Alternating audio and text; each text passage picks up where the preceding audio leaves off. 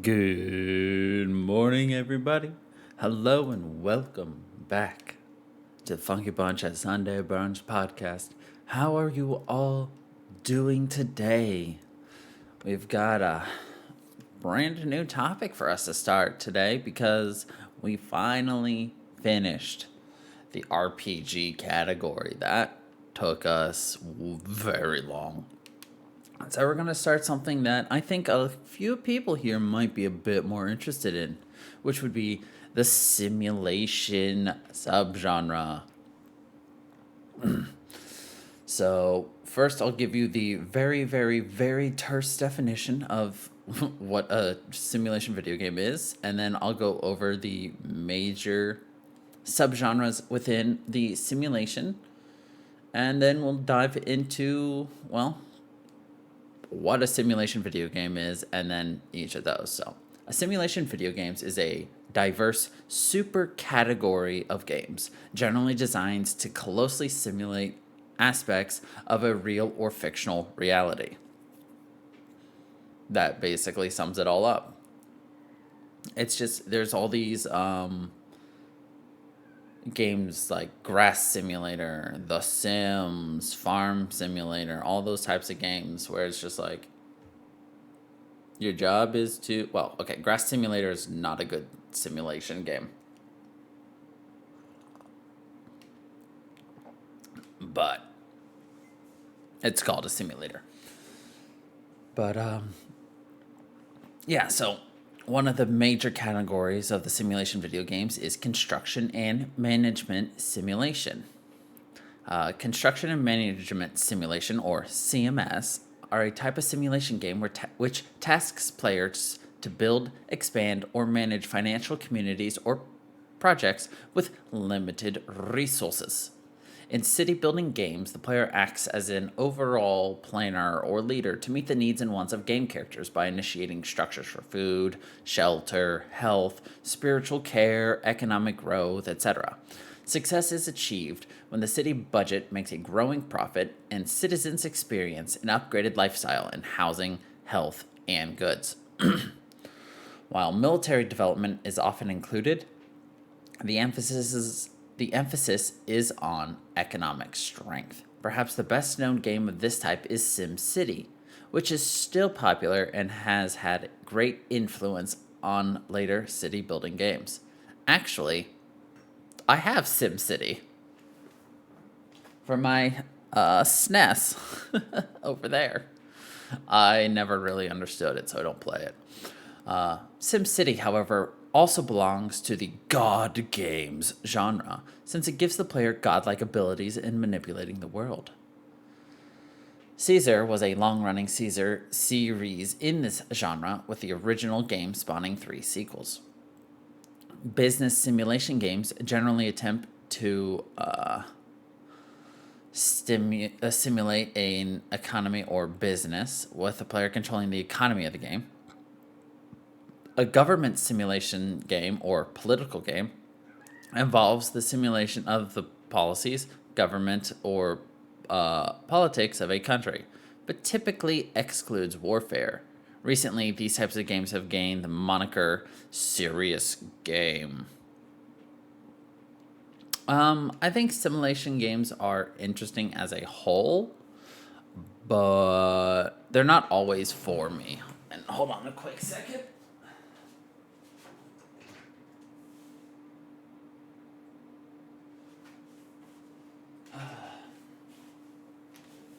Sorry, Cat has to get used to the fact that when I stream, I close my door. And I have to walk away because he won't walk through a door that I just recently opened. And oh look, he wants out now that I closed it. Well, he can deal with it, he's here. Anyway, moving on to the next subgenre is the life simulation. So life simulation games, or artificial life games, involve living or controlling one or more artificial lives. A life simulation game can revolve around individuals and relationships, or it could just be a simulation of an ecosystem. Biological simulations may allow the player to experiment with genetics, survival, or ecosystems.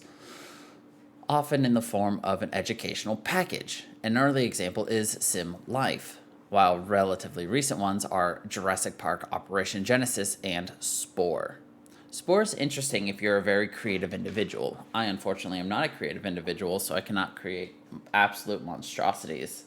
But, yeah. In other educational simulations, such as Wolf, the players live the life of an individual animal in a relatively realistic way. Hailed as one of the greatest life simulation games, however, is Creatures, Creatures 2, Creatures 3, in which the player breeds generations of a species in a highly detailed ecosystem. Unlike other genres of games, God games do not have a set goal that allows a player to win the game. The focus of a God game tends to be to control the lives of other people, anywhere from micromanaging a family to overseeing the rise of a civilization. Pet raising simulations, or digital pets, focus more on the relationship between the player and one or few life forms. They are often more limited in scope than other biological simulations. This includes popular examples such as Tamagotchis, the Pets series, or Nintendogs. And then social simulation games base their gameplay on the social interaction between multiple artificial lives. The most famous example from this genre is Will Wright's The Sims. Dating sims and romance simulation games also fall under this category. The next subgenre is the vehicular simulation. Vehicle simulation games are a genre of video game which attempt to provide the player with a realistic interpretation of operating various kinds of vehicles. Flight simulation tasks the player with flying an aircraft, usually an airplane, as realistically as possible. Combat flight simulators are the most popular subgenre of simulation. The player controls the plane, not only simulating the act of flying, but also combat situations. There are also civilian flight simulators that do not have the combat aspect. Racing games typically place the player in the driver's seat of a high-performance vehicle and require the player to race against other drivers, or sometimes just against time. This genre of game is one of the staples of the computer gaming world, and many of the earliest computer games created were part of this genre. Emerging in the late 1970s, this genre is still very popular today and continues to push the envelope in terms of graphics and performance. These games tend to fall into organized racing and imaginary racing categories. Organized racing simulators attempt to reproduce the experience of driving a racing car or motorcycle in an existing racing class, the IndyCar, NASCAR, Formula One, and so on. On the other hand, imaginary racing games involve imaginary situations, driving madly through cities or the countryside or even fantasy environments. These imaginary racing games are sometimes called arcade racing games, in contrast to their more realistic racing simulation counterparts. These include Need for Speed, Gran Turismo, and Mario Kart. Rollings and Adams note that racing games are often sold in the sports category, but from a design standpoint, they really belong in vehicle simulations. Space flight simulator games are a subgenre that involve piloting a spacecraft. Space simulators are different from other subgenres and are not generally considered to be simulators, as their simulated objects do not always exist and often disregard the laws of physics. Train simulators simulate the vehicles, environments, and often economics associated with railway transport. These are frequently historical in nature, reminiscing on the evolution and emergence of the railroad in various countries, and the economic booms that often accompany them. Vehicular combat or car combat games focus on a fast-paced action as the player operates a car or other vehicle and attempts to disable or destroy CPU or human opponents. Vehicular combat games often allow a player to choose from a variety of potential vehicles, each with their own strengths and weaknesses. Vehicular Combat was born out of racing shooter combinations like Spy Hunter, Road Blasters, and Rock and Roll Racing, but differs in that players can, if desired, take their vehicles off predefined routes and do battle whichever they please. A subgenre of vehicular combat is mecha combat, where vehicles generally include giant robots and giant robot-like tanks. So those are our categories. So let us jump into the simulation video game thing and see if we've got a bit more to dive into. So, obviously, as we said earlier, a simulation video game describes a diverse supercategory of video games generally designed to closely simulate real-world activity. A simulation game attempts to copy various activities from the real world in the form of a game for various purposes, such as training, analysis, or prediction. Usually there are no strictly defined goals in the game, with the player instead allowed to control a character or environment freely. Well-known examples are war games, business games, and role-play simulation. From three basic types of strategic planning and learning exercises, games, simulations, and case studies, a number of hybrids may be considered, including simulation games that are used as case studies. Comparisons to the merits of simulation games versus other teaching techniques have been carried out by many researchers, and a number of comprehensive reviews have been published on that topic. So if you'd like to see the connection between simulation games or other technology used for teaching, go ahead and check it out.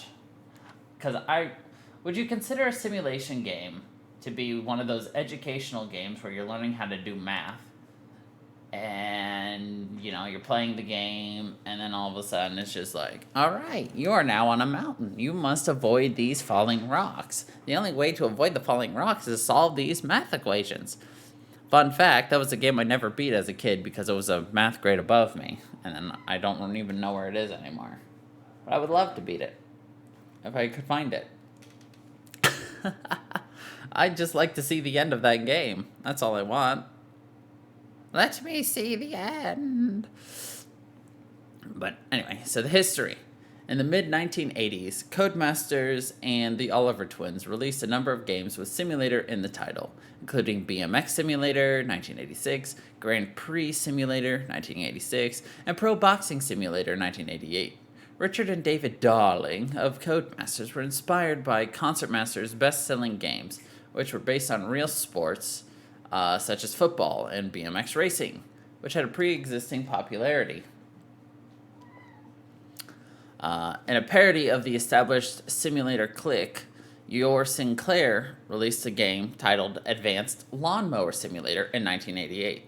While many credit simulation games beginning with Will Wright and Simcity in 1989, the true progenitor of the genre was Fortune Builder, released in 1984 for the ColecoVision.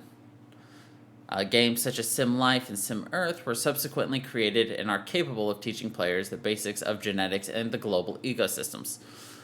A study of adolescents who played SimCity 2000 found that those players had a greater appreciation and expectation of their government officials after playing. Alright, and now we're going to go over a much more terse version of all the subgenres. So, obviously, construction and management simulation. Construction and management simulation, CMS, is a type of simulation in which the players build, expand, or manage fictional communities or projects with limited resources. Strategy games sometimes incorporate CMS aspects into their game economy, as players must manage resources while expanding their projects. Pure CMS games differ from strategy games in that the player's goal is not to defeat an enemy, but to build something within the context of an ongoing process. Games in this category are sometimes also called management games. Then there's the life simulation. Life simulation games, or artificial life games, are a subgenre of simulation video games in which the player lives or controls one or more artificial lives. Sorry. A life simulation game can revolve around individuals and relationships. or it could be a simulation of an ecosystem. Simulation games are one of its subgenres. Sports. Some video games simulate the playing of sports. Most sports have been recreated by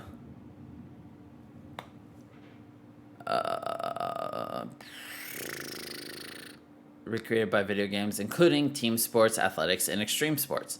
Some games emphasize playing the sports, such as the Madden NFL series, whilst others emphasize strategy and organization, such as Football Manager. Some, such as Arch Rivals, satirize the sport for comic effect. This genre has been popular throughout the history of video games. It is competitive, just like real-world sports. A number of video game series feature the names and characteristics of real teams and players, and are updated annually to reflect real-world changes. And of course, other types. There are medical simulation games in which the player takes the role of the surgeon. Examples include the Trauma Center and Life Science series. In photography simulation games, players take photographs of animals or people. These games include Africa, Pokemon Snap, and New Pokemon Snap. Military simulation games are war games, with a higher degree of realism than other war games set in a fantasy or sci-fi environment. These attempt to simulate real warfare at either a tactical or a strategic level. Some simulators, like Geo Commander by Intelligence Gaming, are designed for the U.S. military to help new officers learn how to handle situations in a game setting before taking command in the field. Certain tactical shooters also have a high degree of realism as compared to other shooters. Sometimes called soldier sims, these games try to simulate the feeling of being in combat. These games include Arma. Then there's vehicle simulation games. There are flight simulators, which include amateur flight simulators, combat flight simulators, and space flight simulators. Racing video games, including sim racing, submarine simulator games, train simulator games, and truck simulator games. Blue-collar games that include both realistic and hyper-realistic presentation of blue-collar jobs in a game setting. These can include some of the vehicle simulation games, including the flight, train, and truck simulator titles, hunting games like the Hunter series, other job simulation games like House Flipper, and games themed around those types of jobs like Overcooked. Digital card games simulating blackjack and poker. And video games designed to simulate the mechanical or other real-world games. They may include simulations of pinball games and casino games such as slot machines, pachinko, and roulette. As to answer your question about why would somebody want a combat simulator that is a lot more realistic? So, Arma.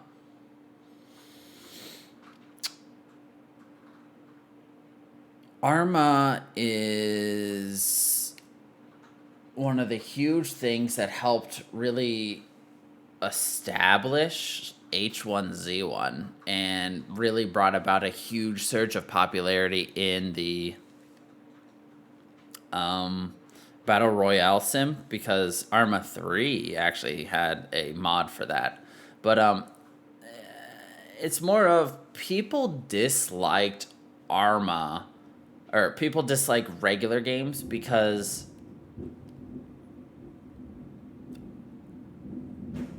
a lot of those games are very easy.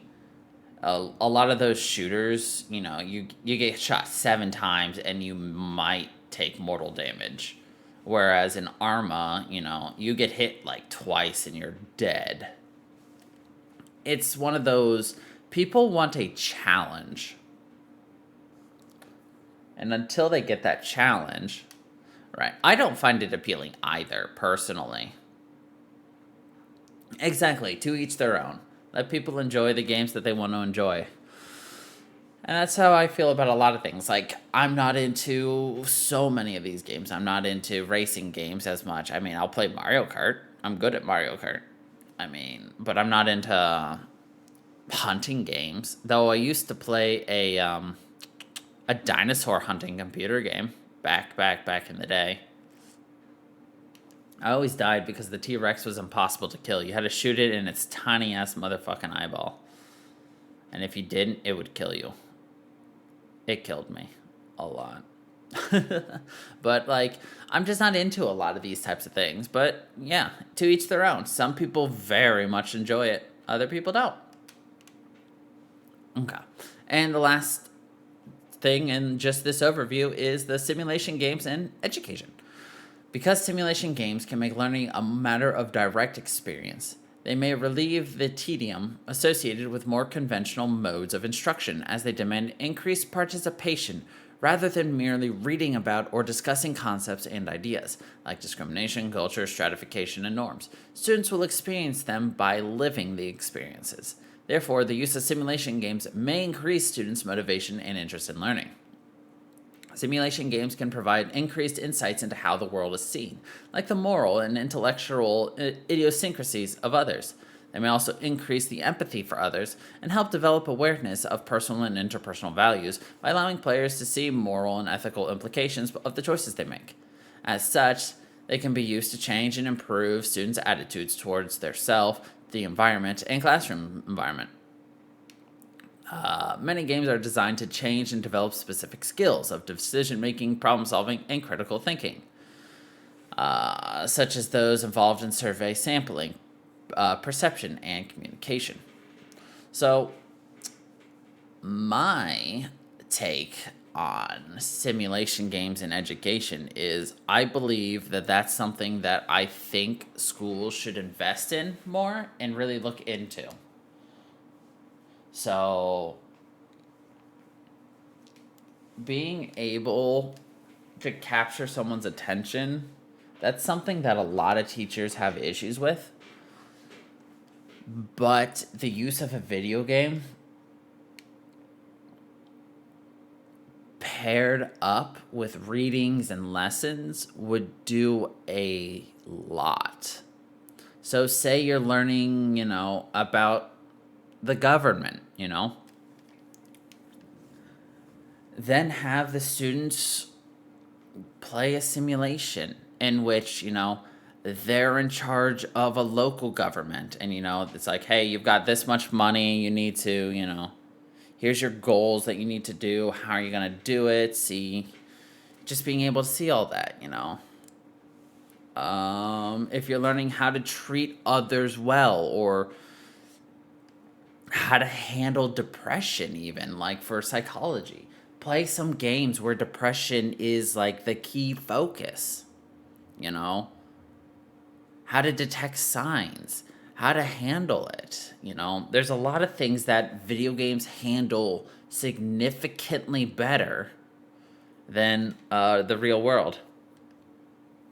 And until you can actually experience it in one form or another, it's not going to have as much of an impact. And that includes money, The Sims, you're just imagine how much easier it would be to handle teaching kids how to multitask, how to handle multiple things at once, while also teaching them, hey, here is, so you need to get a job in order to pay your bills. You only have this much money, but you bought your own house, so you're going to have to figure out how much money you have. And of course, with that, you could actually pair that with a life course, Actually, that would be a lot of fun. So imagine this.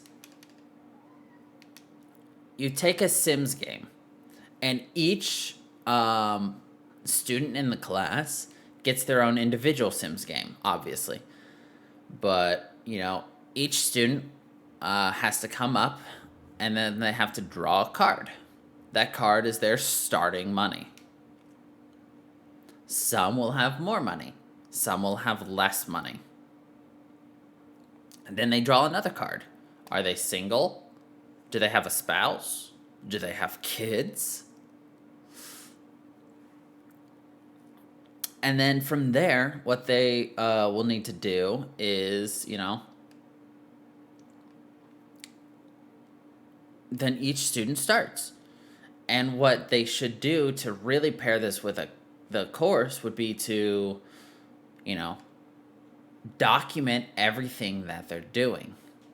Document how much they spent on the house, how much they spent on food, what job they have, how much they make, how often they make it. Have them do taxes. There's a whole lot that could be done with The Sims. And I think it's something that would be very beneficial in a life course. Because I did a project like that. I was given, here's your salary. You have a wife. You have a kid. Your wife, do they work or not? Your wife, how much do they make? What's your dream car? And it's just like, okay, the dream car is your car. You have to purchase it. Your salary is your salary. Calculate a year's worth of it. Calculate the payments on your car. And then, calculate the cost of daycare. Calculate the cost of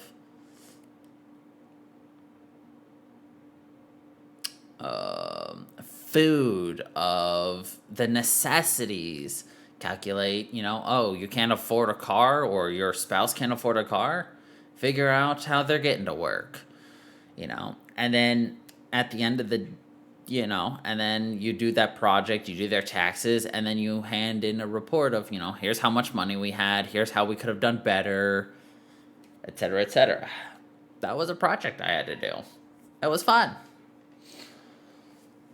I was a little annoyed because, obviously this is, it's just just because I have a dream car doesn't mean that that's the car I would buy if I, was getting a car. It's it's all about, so I actually argued with the teacher about that one for quite a bit. I'm like, yeah, I understand this is a learning experience, and, you're trying to show us that you can't afford everything. But also, some of us don't think, oh, I've always wanted this car. I have a job now. I'm going to get this car. No, that's not how this works.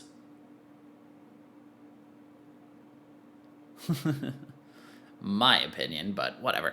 Anyway, we got a little off track. All right, let's jump into the construction and management simulation subgenre. All right, CMS, sometimes also called as the management sim or building sim, is a subgenre of simulation game in which players build, expand, or manage fictional communities or projects with limited resources. Strategy video games sometimes incorporate CMS aspects into their game economy, as players must manage resources while expanding their project. But pure CMS games differ from strategy games in that the player's goal is not to defeat an enemy, but to build something within the context of an ongoing process. Games in this category are sometimes also called management games. Simcity represents an early example of success in the genre. Other games in the genre range from city building games like Caesar, the Settlers, the Anno series, mixed business politics building games like Tropico, pure business simulation games like Capitalism, and niche simulations like Theme Park. CMSs are often called simulation games for short. Although games can simulate many activities from vehicle to sports, players usually deduce the kind of simulation from the title of the game. So, the gameplay. So, economic challenges. Economics play a primary role in construction and management simulations because they allow players to build things while operating within economic constraints. Some games may challenge the player to explore or recognize patterns, but the majority of the game challenges are economic in that they focus upon growth. These games are based in a setting where an economy can be built and managed, usually some kind of community, institution, or empire. The player's role seldom corresponds to a real-life activity, since the player is usually more involved in detailed decisions than a real manager or administrator. Players usually have two types of tools at their disposal: tools for building and tools for managing. And really, there's a third one, which is tools of destruction.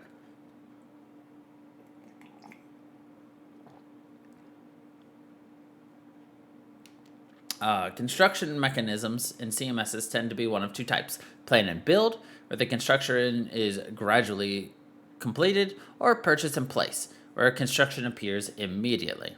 Random disasters can also create new construction challenges, and some games impose constraints on how things must be constructed. But usually the act of construction is quite simple, and the main challenge of a CMS is obtaining the resources required to complete said construction. Players must manage resources within a growing economy, where resources are produced, consumed, and exchanged. Resources are drawn from a source, such as money from a bank or gold from a mine. Some CMSs allow players to convert resources from one type to another, such as fermenting sugar into rum. Common resources include money, people, and building materials.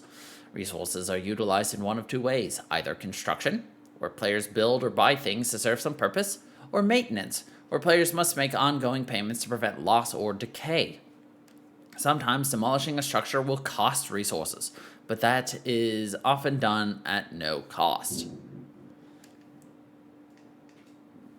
Goals. CMSs are usually single-player games, as competition would force players to eschew creativity in favor of efficiency and a race to accumulate resources. They typically have a free-form construction mode, where players can build up as they see fit, which appeals to a player's sense of creativity and desire for control. As such, many CMSs have no victory condition, although players can always lose by bankrupting themselves of resources. These games emphasize growth, and the player must successfully manage their economy in order to construct larger creations and gain further creative powers. Unlike other genres, construction and management systems seldom offer a progression in storyline, and the level design is a simple space where the player can build. Some games offer pre-built scenarios, which include victory conditions such as reaching a level of wealth or surviving worsening conditions. But success in one scenario seldom affects another scenario, and players usually can try them in any order. And of course, the interface. Because the player must manage a complex internal economy, construction and management simulations frequently make use of a windowed interface. In contrast to genres such as action games, CMS players are given computer-like controls such as pull-down menus and buttons. Players may also understand the game economy through graphs and analytic tools. These often include advisors that warn players of problems and describe current needs. As such, CMS games have some of the most complex interfaces of any game type. These games can be quite popular even without the latest graphics. The player in a CMS is usually omnipresent and does not have an avatar. As such, the player is usually given an isometric perspective of the world or a free-roaming camera from an aerial viewpoint for 3D modern games. The game world often contains units and players who respond to the player's actions but are seldom given direct orders. Let me look at something. Ugh. Ow.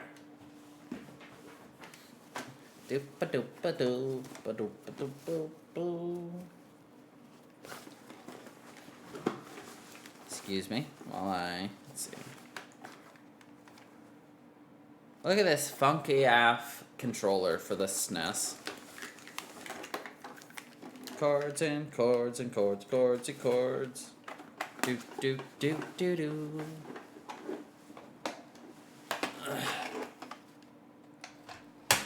So, we could try our hand at SimCity one day on stream.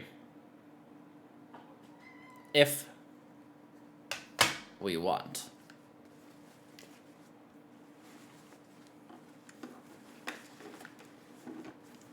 I will need a lot of help because I truly did not understand what I was doing.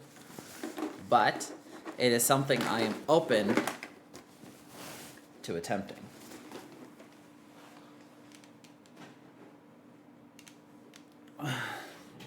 If you all would like. Well, it'll be a learning experience for all of us.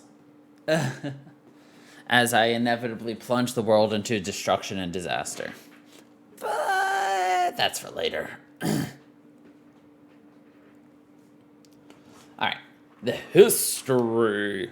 The Sumer game, a later version of which was called Hammurabi, was a relatively simple text-only game originally written for the DEC PDP-8, in which the player controlled the economy of a city-state. Utopia was released in 1982 for the Intellivision, and is credited as the game that spawned the construction and management simulation genre. Utopia put players in charge of an island and allowed them to control its entire military and economy. The population had to be kept happy, and the military had to be kept strong enough to thwart attacks from rebels and pirates. The game required complex thought in an era where most games were about reflexes. The game sold fairly well, and it had an influence on games of all genres. In 1983, Koei released the historical simulation games Nobunaga's Ambition, where the player takes control of the historical figure Oda Nobunaga. God. Trying to say Nobunaga gave me hiccups. And must conquer, unify, and manage the nation of Japan. It combines number crunching, Japanese history, and grand strategy simulation, including elements such as raising taxes and giving rights to prefectures. Nobunaga's Ambition went on to define and set the standard for most console simulation games, and has had many sequels, while Koei continued to create other simulation games, including the Romance of the Three Kingdoms series and Bandit Kings of Ancient China. That same year, Capcom released a simulation game of their own, Destiny of an Empire, or an Emperor, also based on Chinese history. Utopia had a notable influence on Simcity 1989, which is considered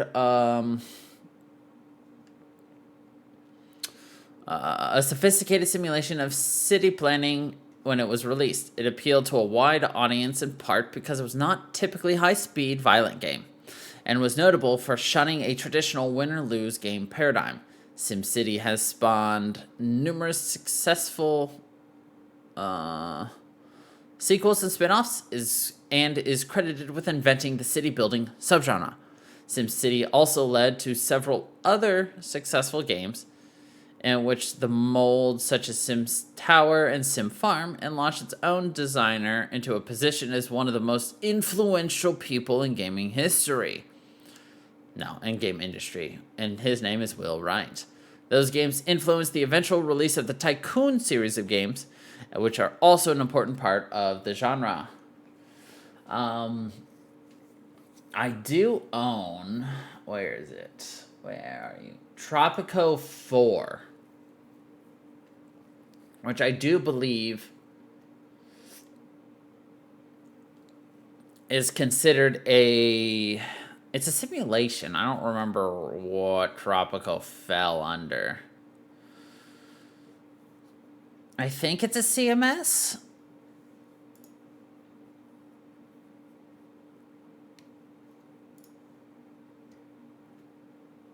Let's see.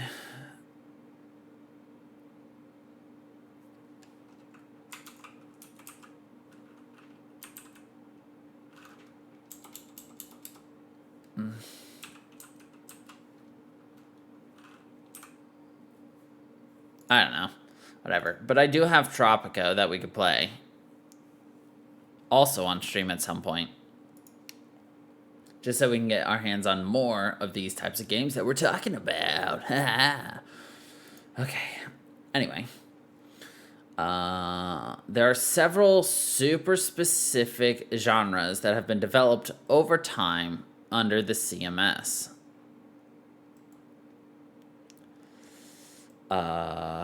And we will dive into several of these subgenres.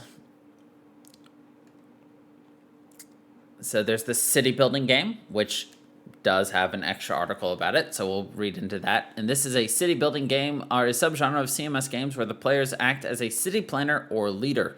Players normally look at the city from a point of view high in the sky to grow and manage simulated cities. Players are only allowed to control building placement and city management features such as salaries and work priorities, while actually building is done by game citizens who are NPCs. The SimCity series, the Caesar series, and Cities Skylines are examples of city building games. Then there's the colony management. Do not have an extra thing on this one, so this is all we have about it. Colony management games are similar to city building games, but based on the player starting a colony on an isolated location with limited resources, and thus are required to collect and combine resources from the local area to build out their colony, in contrast to city building games where resources are only limited to available city finances. These games utilize construction and management extensively, with incredible detail and more aspects of the game than other simulation genres. They also may feature combat against hostile entities of that remote environment, typically not a feature of other subgenres, and often require the player to consider fortifications, so this genre may be named base building games. The colony management genre has fewer titles compared to the other subgenres due to the niche market. Notable titles include Dwarf Fortress, RimWorld, Oxygen Not Included, Frostpunk, and Surviving Mars. The business simulation and tycoon games does have an extra article, so we'll also go into that. But short blurb. Business simulation games, also known as tycoon games, are a subset of CMS that simulate a business or some other economy, with the goal for the player to help make the business financially successful. Life simulation games also have an additional article on this. A subset of life simulation games incorporate elements of business simulation games, but which the player character has an active role in the game's world and often tasked with activities similar to real-life functions in a business as to keep the business going. These life simulation games de-emphasize the business and management elements, though the player often still needs to make decisions on purchases and how they manage their time in the game to be successful. Examples of such games include the Sims series, the Story of Seasons series, the Animal Crossing series, and Stardew Valley.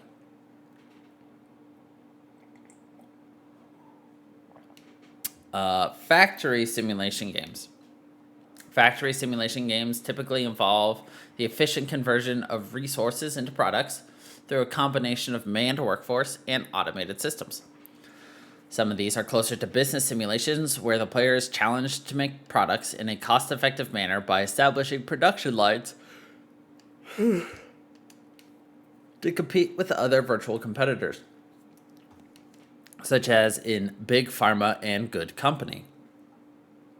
Other factory simulators are based on open-world survivor games, with the goal to build enough parts from raw materials found in the world while fending off hostiles to be able to escape or achieve a very large-scale production target, such as Factorio, Satisfactory, and Dyson Sphere Program. Other examples of this genre are Mindustry, that combines factory simulation with a tower defense game,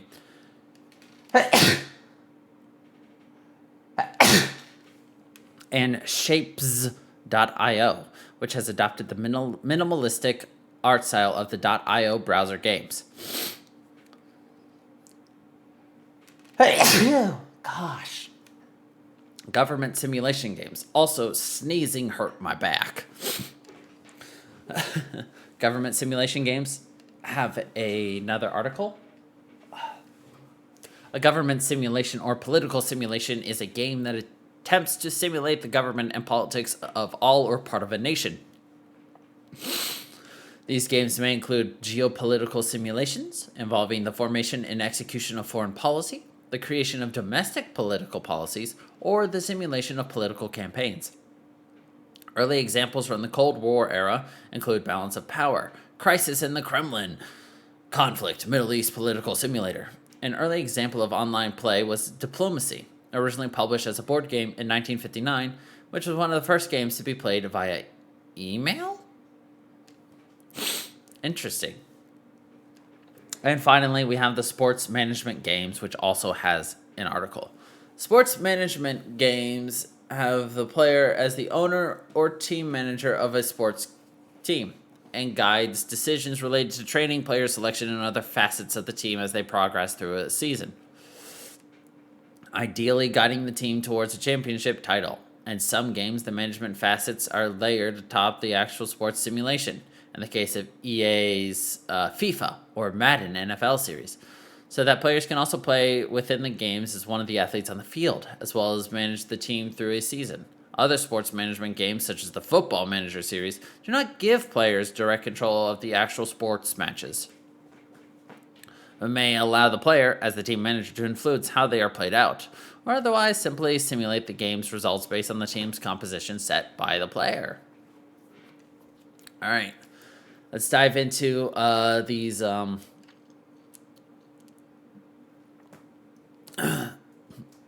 jump into several of these small aspects. So, city building. A city building game or town building game is a genre of simulation video game where players act as the overall planner and leader of a city or town. Looking down on it from above and being responsible for its growth and management strategy. Players choose building placement and city management features such as salaries and work priorities, and the city develops accordingly. City building games such as SimCity, Cities XXL, or Cities Skylines are considered a type of construction and management simulation. The earliest city building game was the Sumerian game, 1964, a text-based mainframe game written by Mabel Adis, based on the Sumerian city of Lagash. It was subsequently adapted into the Sumer game, later known as Hammurabi.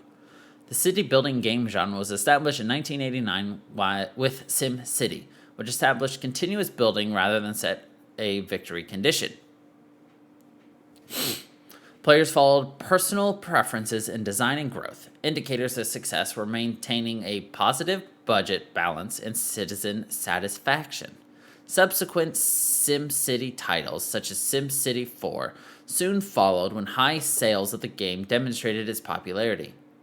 The first sim game, Utopia, 1982, developed from the Mattel Intellivision console system, covered many of the same elements, but it was limited by the primitive screen resolutions of its era. You're fine. We're going to finish after this anyway. So, unlike the thousands of individual spaces possible a few years later in SimCity, I 100% just lost where I was. Yes. Each island in Utopia held only 29 buildable spaces for schools, factories, and other constructions. The player's score was based on the well-being of his people.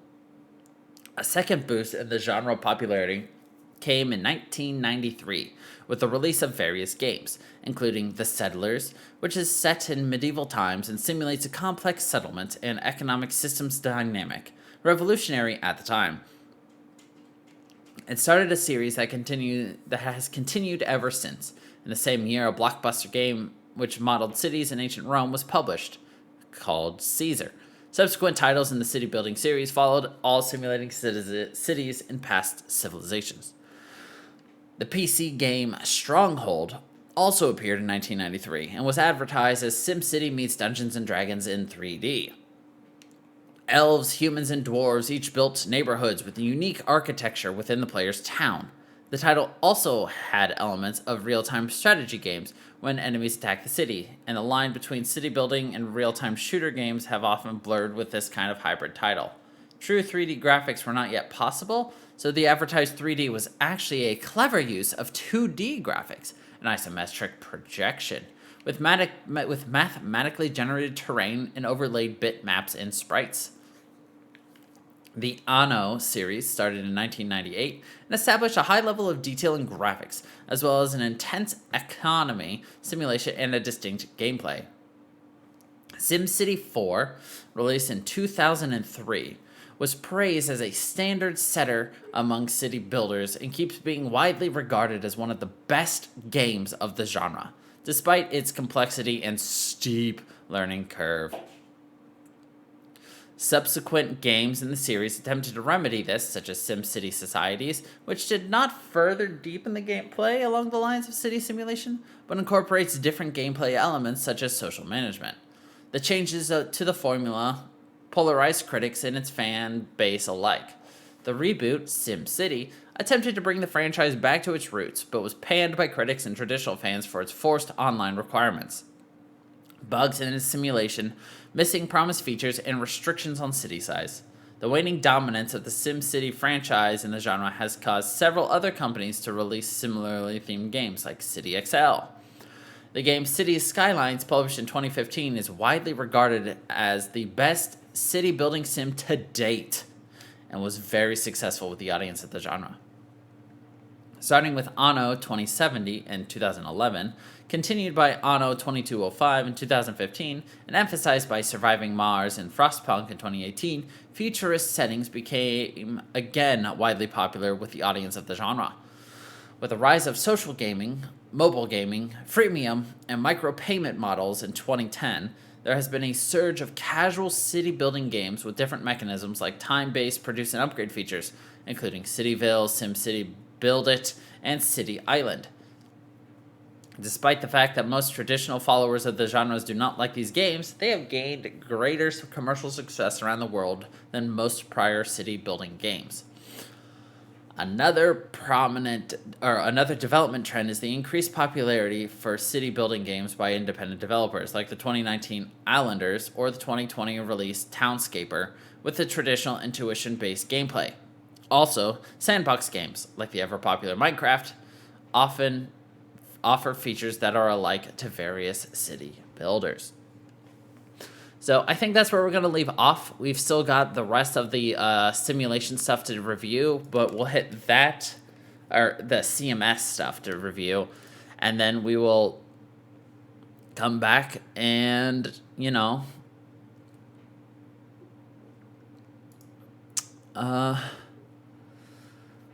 just plow right through. We got the business simulation and tycoon, the life simulation, the government, and sports management. So, actually, there's really not much to talk about sports management at all. So, never mind. We don't have sports management to do. We only have 3. Yay! And then we'll dive into the life simulation game.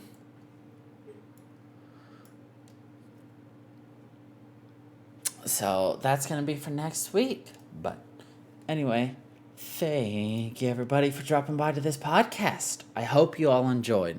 And until the next time, everybody, stay